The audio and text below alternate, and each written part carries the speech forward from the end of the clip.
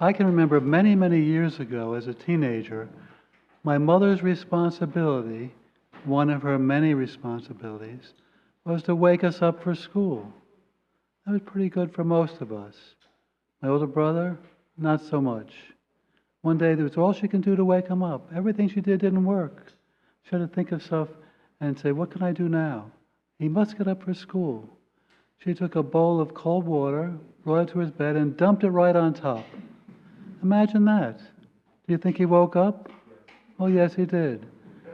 He had to dry off before he went to school, but yes, he woke up. She had to sort of shock him into reality.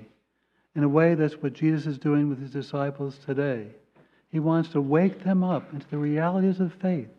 The faith must be so much more important to them than the things of this world, the things that they have, the desires of their own hearts. They're willing to get rid of it entirely for the sake of their faith. They have to know this. They have to be schooled in the faith.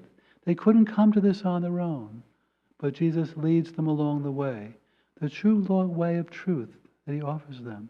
If they accept it, they will be blessed. If they don't, not so much. Jesus is teaching us too, we have to embrace the things of God and let go of the things of the world. Embrace the things of God and let go of the things of the world. Those are simple words, but to put them in practice takes effort and prayer and devotion to the sacraments and devotion to Our Lady. These help us to live the Christian life the way we're meant to lead the Christian life. Truly lead it. And if we do this, we'll be a blessing to God, and God will bless us. We have Lent coming up next week is Ash Wednesday, and we're called to give something up for Lent. Give something up for Lent.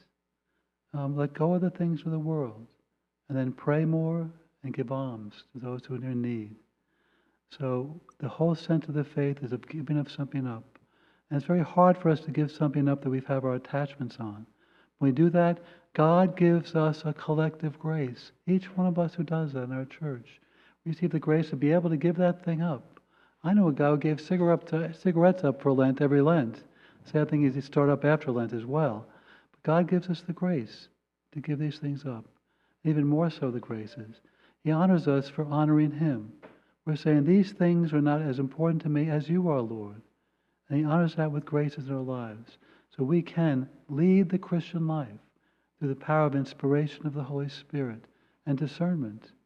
We all need discernment to know what's truly right and what's truly wrong. There are things in the world that may seem right, but are devastatingly wrong. We need discernment. We draw close to Christ to receive discernment. We need inspiration to inspire us day by day to do the good things of God. How can I be available to the Lord and available to others in my life? And if I'm available to the Lord, beautiful thing, He'll bless us. If we're available to others, that is His will for us here and now. It could be small things, medium things, large things, anything in between.